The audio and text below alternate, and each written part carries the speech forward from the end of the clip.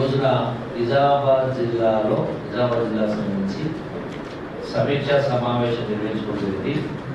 ఈ సమీక్షా సమావేశంలో మొట్టమొదటిగా తాగునీటి సమస్యకు సంబంధించి, అట్లాగే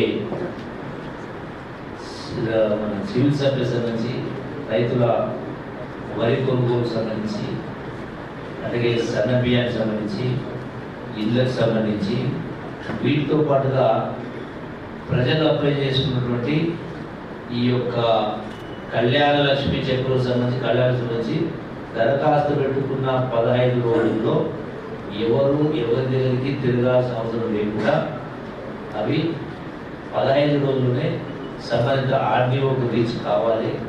అట్లాగే బర్త్ సర్టిఫికేట్ కానీ, ఇన్కమ్ సర్టిఫికేట్ కానీ, డెత్ సర్టిఫికేట్ కానీ ఇవన్నీ కూడా ఆఫీస్ చుట్టూ తిరగాల్సిన అవసరం లేకుండా 45 గంటల్లోనే ఆ సర్టిఫికేట్ ఇష్యూ కావాలని జిల్లా కలెక్టర్ గారిని సంబంధిత అధికారులు ఆదేశించడం జరిగింది.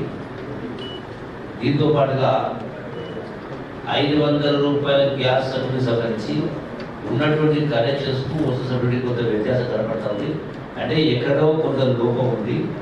రేషన్ కార్డు తప్పకుండా, ఆధార్ నెంబర్ తప్పకుండా, అప్లై చేసుకోకుండా, డాటా ఎంట్రీలో ఎంటర్ కాకనా ఉంది. కాబట్టి దాన్ని మళ్ళీ డోర్ టు డోర్ సర్వే చేసి ఒక ప్రొఫార్మా తయారు చేసి కలెక్టర్ గారు చెప్పి వాటి మళ్ళీ గ్రామాలకు అధికారులకు పంపించి గ్రామంలో డోర్ టు డోర్ సర్వే చేసి ఎవరికైతే అర్హత ఉండి కూడా రాలేదో వాళ్లకు వాటిని సరిచేసి ఆ మిషన్ సరిచేసి వాళ్ళకు ఇచ్చేందుకు ఏర్పాటు చేయడం.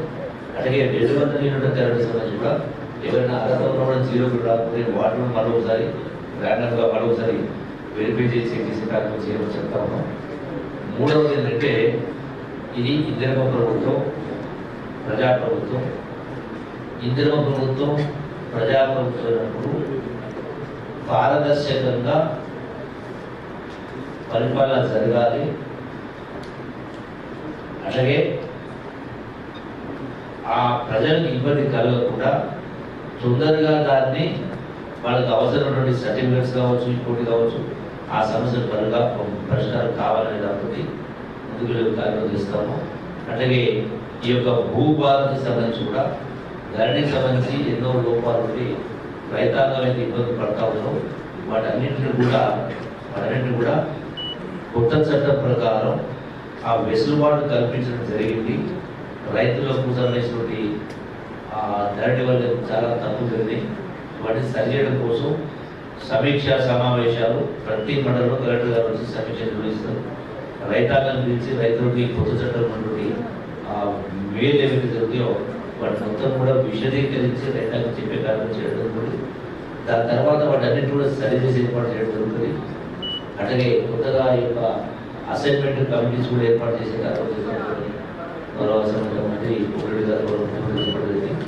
సో ఓవరాల్గా ప్రతి అంశం పట్ల పారదర్శకంగా ఉండే విధంగా తొందరగా పరిష్కార పద్ధతిలో ఆ దిశగా అడుగులు వేసి ముందుకు కార్యక్రమం చేస్తా ఉన్నాం. దీనిలో జిల్లా యంత్రాంగం, కలెక్టర్ గారు, ఇతర అధికారులు, అట్లాగే ప్రజాప్రతినిధులు, నాయకులందరూ కూడా ప్రజల పక్షం ఉండి ప్రజలకు ఇబ్బంది కలగకుండా చేసేది శ్రీకారం చుట్టది. డెఫినెట్గా నాకున్నటువంటి నమ్మకం, అధికారులపై మాకు నమ్మకం ఉంది, విశ్వాసం ఉంది. తప్పకుండా ఒక నూతన ఒరవడితోటి పరిపాలన ఇందిరమ్మ రాజ్యంలో ఒక ముఖ్యమంత్రి రేవంత్ రెడ్డి గారి నాయకత్వంలో ఇవన్నీ కూడా సక్రమంగా ముందుకు ప్రయత్నం చేస్తాం. Thank you.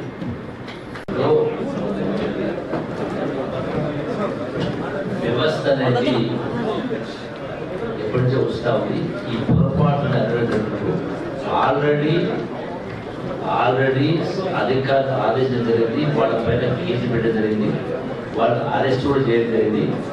ఇటువంటివి పునరావృతం కాకుండా అవసరమైనటువంటి కట్టుదిట్టమైన చర్యలు తీసుకునే కార్యం జరుగుతుంది. సంబంధిత అధికారులకు కూడా ఆదేశాలు ఇవ్వడం జరిగింది. రిపీట్ కాకుండా అన్ని జాగ్రత్తలు తీసుకుని చేస్తారు. దురదృష్టకరమైన చేస్తారు.